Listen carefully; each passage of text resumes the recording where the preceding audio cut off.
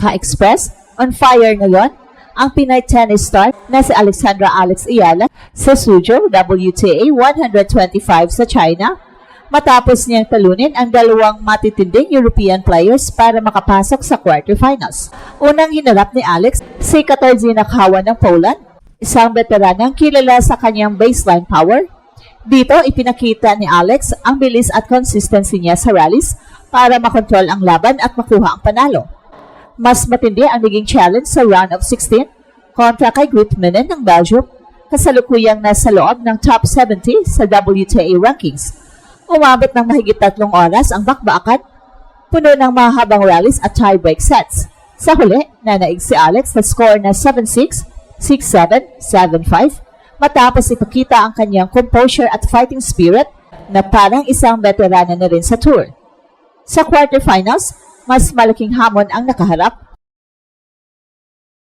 Kakaharapin niya si Victoria Golubic ng Switzerland, dating WTA champion at 2021 Wimbledon quarterfinalist. Kilala ang 32 years old na Swiss star sa kanyang one-handed backhand at tricky slices na kayang sumira ng ritmo sa mas batang kalaban. Kung ikukumpara, mas fresh si Victoria matapos nakalusot sa kanyang unang dalawang laban via straight sets. Pero hawak naman ni Alex ang momentum at confidence mula sa back-to-back wins.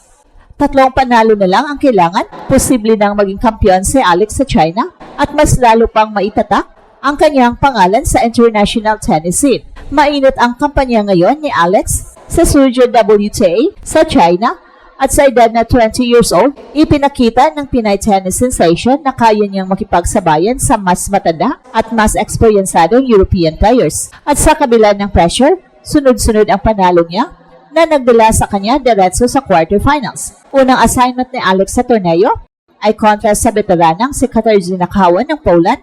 Kilala si Kawa bilang solid baseline player na may matibay na depensa. Pero dito, nagpakitang gilas si Alex ng kanyang maturity at bilis sa court.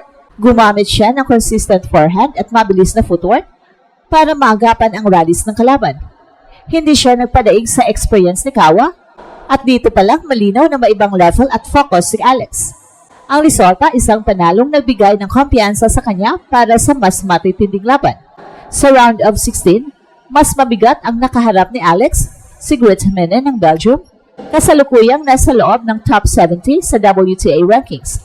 Kung sa papel, lamang si Menen, pero ipinakita ni Alex ang kanyang tapang at composure.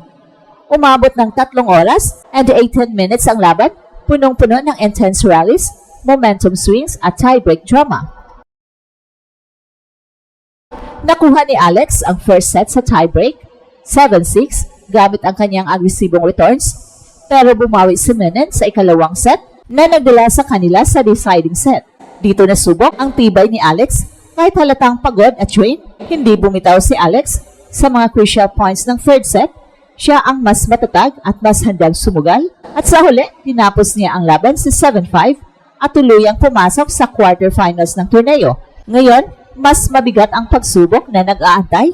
Ang Swiss veteran na si Victoria Golubic, isang dating WTA champion at 2021 Wimbledon quarterfinalist. Si Victoria ay kilala hindi lang sa kanyang karanasan, kundi pati na rin sa kakaibang playing style. Meron siyang bihirang one-handed backhand at tricky slice na kadalasang nagiging problema para sa mga mas batang players. Kung titingnan ng stats, mas fresh si Victoria heading into the quarterfinals. Straight set wins ang kanyang mga naunang laban, so ibig sabihin, mas buo ang energy reserves niya. Samantala, galing si Alex sa 2 marathon matches na tumagal ng higit 3 oras bawat isa.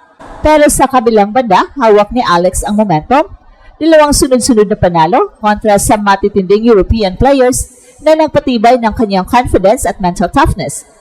At para sa isang batang player, napakahalaga ng kumpiyansang ito, lalo na sa isang high-stakes match kontra sa veterana. 3 panalo na lang ang kailangan ni Alex para tuluyang makuha ang titulo sa Suzhou. Kung malalagpasan niya ang hamon ni Golubic, mas lalapit siya sa pinakamalaking panalo sa kanyang young career. Isang tagumpay na hindi lang para sa kanya, kundi para sa buong Pilipinas. Malaking laban ang nag-aantay kay Alex sa quarterfinals ng Suzhou WTA 125.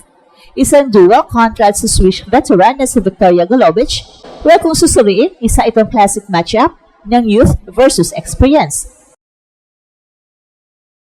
Sa edad na 20 ni Alex, siya ay may bilis, explosiveness at puno ng energy, habang si Golubic naman, 32 years old, ay isang seasoned pro na maraming beses nang lumaban sa biggest stage ng tennis. Si Victoria ay may career high ranking sa world number 35 at umabot pa ng quarterfinals sa Wimbledon 2021. Isa siya sa ilang players na gumagamit ng one-handed backhand, a rare weapon sa women's tennis na nagbibigay ng kakaibang spin at angle. Bukod pa dito, kilala siya sa kanyang slice-heavy game, matalinong shot placement, at ability na guluhin ang rhythm ng kalaban. At dahil dito, mahirap ma-predict ang galaw niya at kadalasan, napipilit niya ang mga batang players na magkamali. Sa kabilang banda, si Alex ay isang aggressive baseliner na umaasa sa kanyang forehand at speed sa court. Sa laban niya kay Grittmanen, pinatunayan niyang kaya niyang mag-adjust sa haba ng rallies at kaya niyang i-handle ang pressure kahit lumaban ng higit 3 oras. At ang tanong ngayon, sapat ba ito para makontrol ang tricky game style ni Victoria?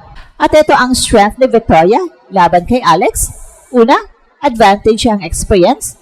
Sanay na si Victoria sa mga crucial moments at hindi siya madaling marattle. Pangalawa, mahirap basahin ang kanyang slice at one-handed backhand na posibleng makasira sa rhythm ni Alex. At pangatlo, mas fresh siya heading into this match dahil straight sets lang ang kanyang mga naunang panalo. At ito ang strength ni Alex laban kay Victoria. Una, mas bata at mas mabilis si Alex. Kaya niyang habulin halos lahat ng bola at hindi siya madaling ma-outlast sa mga rallies. Pangalawa, hawak niya ang momentum. 2 matitinding panalo kontra sa mataas na rank na European stars na nagbigay sa kanya ng confidence. At pangatlo, ang kanyang mental toughness.